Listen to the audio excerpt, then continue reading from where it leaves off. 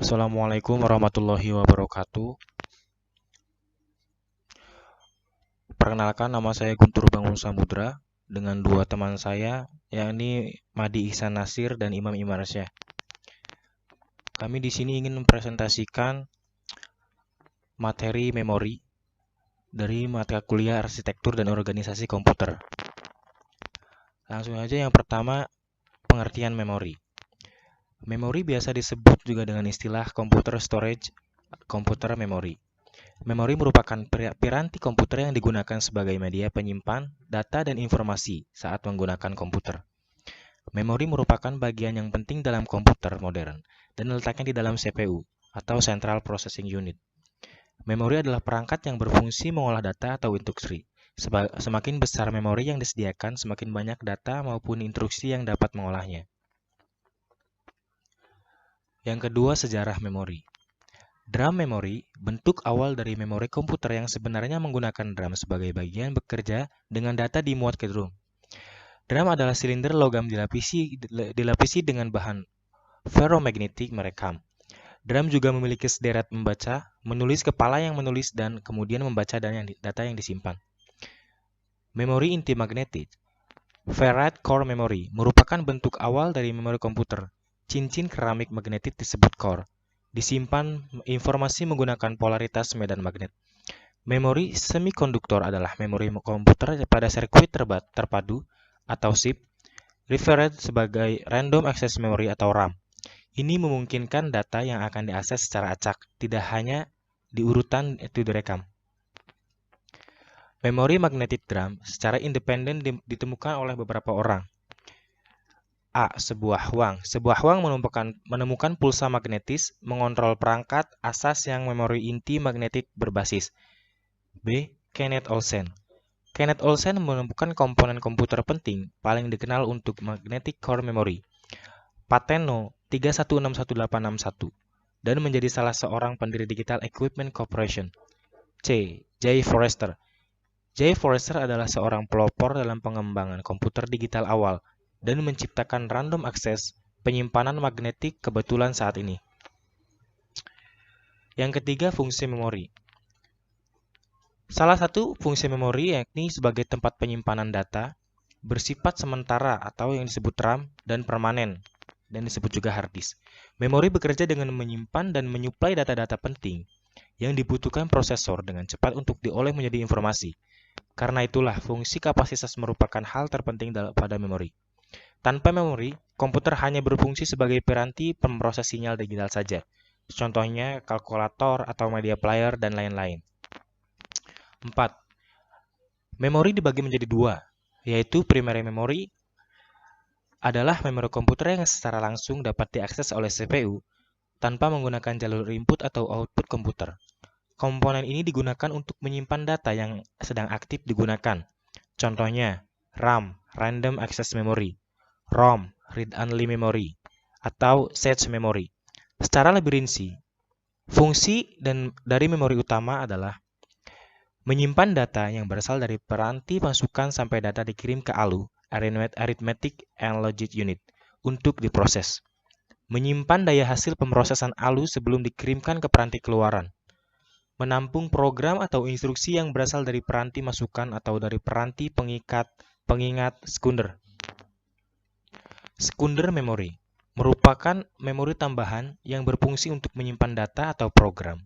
Memori sekunder mempunyai dua tujuan utama, yaitu sebagai penyimpan permanen untuk membantu fungsi RAM, contohnya hard disk dan flash disk. Oke, yang kelima, mengenal memori. A. RAM. Yang dimaksud dengan RAM di sini adalah singkatan dari Random Access Memory yang berfungsi untuk menyimpan data atau instruksi sementara. Karena sifat penyimpanannya yang sementara, maka ketika Anda mematikan komputer, semua data yang tersimpan di RAM akan hilang.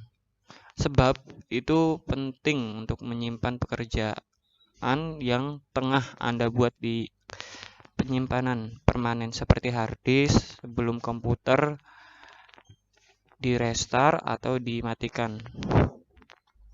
B. ROM. ROM adalah singkatan dari Read Only Memory yang dapat bekerja ketika komputer dalam keadaan mati ataupun hidup. Isi dari ROM secara default sudah disediakan dari pabrik pembuat komputer dan tidak bisa dirubah. Agar komputer berfungsi normal, memori ini harus selalu bekerja.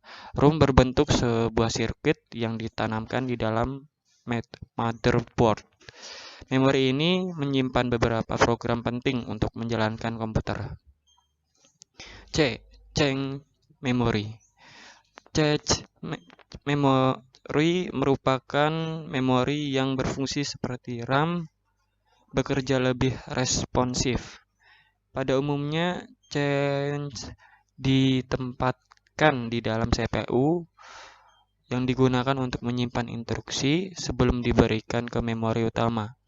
Adanya cache akan mempermudah komputer menemukan informasi mengenai penyimpanan yang lebih besar sehingga ekstraksi data bisa berjalan lebih cepat. Ini contoh gambarnya. Main memori L3 cache, L2 cache, L1D cache, dan lainnya. Oke, selanjutnya ada hard disk. Hard disk adalah salah satu perangkat keras komputer yang digunakan untuk menyimpan data secara permanen. Hard disk pada umumnya memiliki ukuran lebih besar dari flash disk. Memori ini ada yang bersifat eksternal hard disk dan internal hard disk. Selanjutnya ada flash disk. Flash disk atau sering juga disebut USB merupakan memori eksternal yang bersifat portable. Fungsinya sama dengan hard disk, yaitu sebagai tempat menyimpan data secara permanen. Pengguna komputer banyak memanfaatkan flash disk untuk menyimpan berbagai data. Karena bentuk fisiknya yang kecil, memori yang satu ini seringkali dibawa pengguna kemana-mana. Selanjutnya ada memori archival. Memori archival adalah konstruksi soal yang mencerminkan hubungan kekuasaan dalam masyarakat. Arsip memiliki peran penting dalam mengidentifikasi dan melestarikan dokumentasi yang membentuk ingatan historis seseorang. Yang terakhir ada memori read or write. Jenis memori komputer yang mungkin relatif mudah dibaca serta ditulis menggunakan pensinyalan listrik yang biasanya dikaitkan dengan menjalankan perangkat lunak.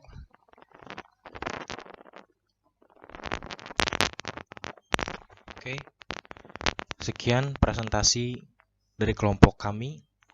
Mohon maaf apabila ada kata-kata yang mungkin salah ataupun kurang enak didengar. Akhirul kalam, wassalamualaikum warahmatullahi wabarakatuh.